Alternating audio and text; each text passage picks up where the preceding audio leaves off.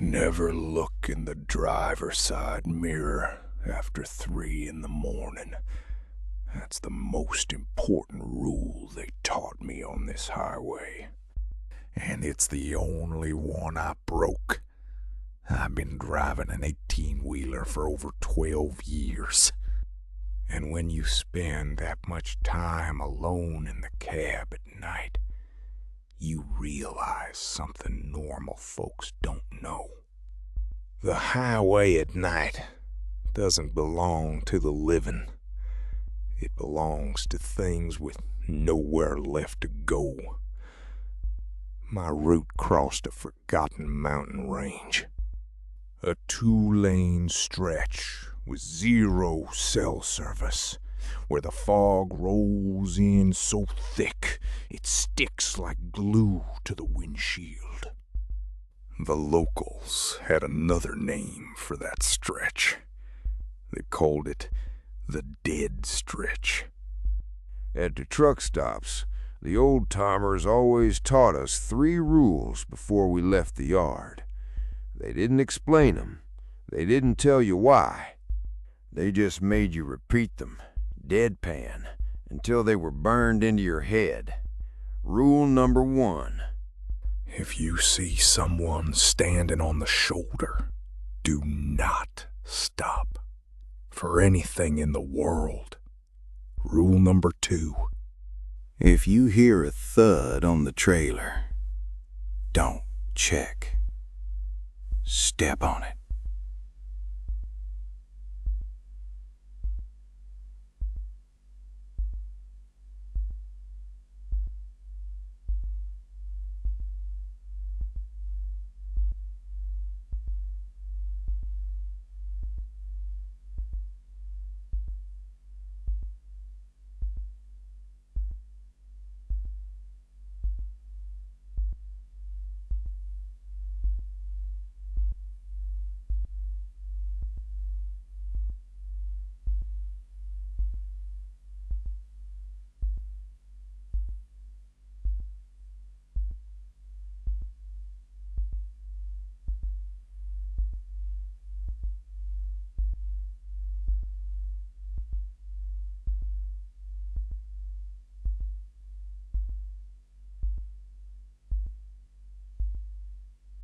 Never, under any circumstances, look in the driver's side mirror after 3 in the morning. For years, I laughed off those warnings. I thought they were just stories to keep rookies awake. Bored old trucker superstitions. How foolish I was. It happened on a Tuesday in October. The clock on the dash read 3:12 a.m. The only thing keeping me company was the low hum of the diesel engine and the windshield fogging up from the mountain cold. The fog was so thick I could barely see 30 feet ahead. And then, up in the distance, I saw a figure standing right at the edge of the road. As I pulled closer, my high beam slowly illuminated her. It was a woman. She was wearing an old, faded yellow dress. And she was completely drenched, like she'd been standing in the rain for hours. But it hadn't rained that night. She wasn't hitchhiking. She didn't raise her hand. She wasn't even looking at me. She was just standing there, motionless in the middle of nowhere, staring blankly into the mountain abyss. My first instinct was to hit the brakes. And immediately, rule number 1 echoed in my head. Do not stop. But my empathy got the best of me. It's insane to leave someone out here alone in this cold, I thought. It's just superstition. She needs help. I slowed down. The air brakes hissed into the dark. I rolled past her at less than 5 miles an hour. And the exact second the cab lined up with her, the woman lifted her head. She had no face. Where her eyes, nose, and mouth should have been, there was only a smooth surface. Pale. Empty. Like someone had wiped her face away with a single stroke. My heart slammed into my throat. I slammed my foot to the floor. The engine roared, the rig lurched, and I left her behind, swallowed by the fog. My chest felt like it was gonna burst. My hands were shaking on the wheel. Cold sweat broke out, even though it was freezing outside. I kept telling myself out loud it was just a hallucination. You've been driving for 14 hours. You're exhausted. Your mind is playing tricks on you. That's all. And for about 5 minutes, I almost believed it. The road was empty again. The engine settled back into a steady hum. My breathing slowed down. And then I heard the first thump. Thud. Thud. It was a dull, heavy, metallic sound coming from the back, from the refrigerated trailer. I froze, hands locked onto the wheel. I was hauling produce. Sealed and locked tight at the distribution center. Nobody had opened it. It was impossible, dead impossible for anything living to be in there. Thud.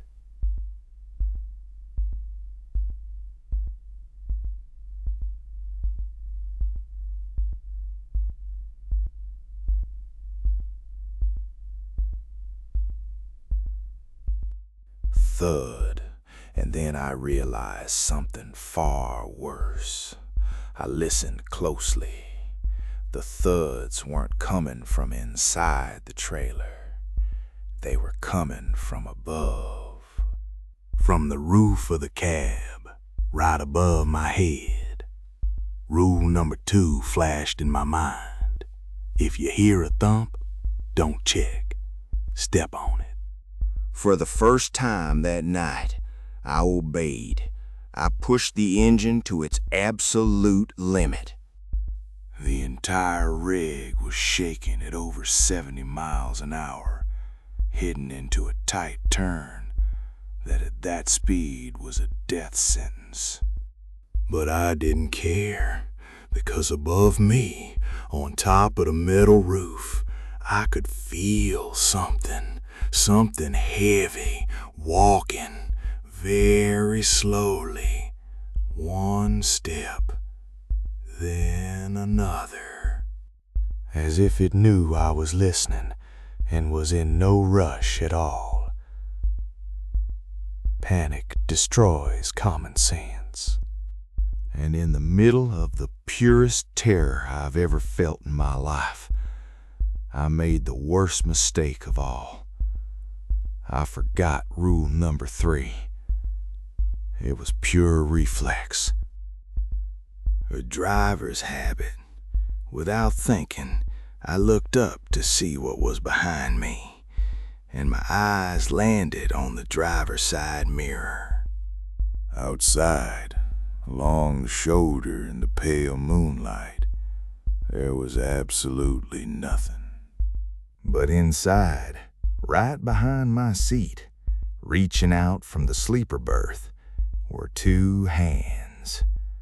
Long, pale, skeletal. Fingers far too long, gripping the back of my seat. I felt an ice-cold draft right against my right ear. A whisper that used no human words smelling of wet earth and rusted mail. And yet, I understood it clearly. We told you not to look. I don't remember how I reached the next truck stop. I don't remember braking or getting out. I only remember waking up, lying by my truck door, morning sun on my face, and a gas station clerk shaking my shoulder. When the police searched the rig, they found no one. The sleeper was empty, the cargo untouched and sealed. Everything in order. Everything except one thing. On the glass of the left side mirror, on the outside, were 10 fingerprints, etched into the dirt on the glass. Like someone had been holding on right there from the outside while I was doing 70 miles an hour. I quit that same week, handed in my keys, and never drove at night again. But sometimes, even now, when I'm lying in my bed in the dark, hearing the wind beat against the window, I realize something that chills my blood. The real problem with breaking the third rule isn't what you see in the mirror. The problem is that once you look it in the eyes, that thing knows you noticed it. It knows you saw it, and it never, ever leaves your side.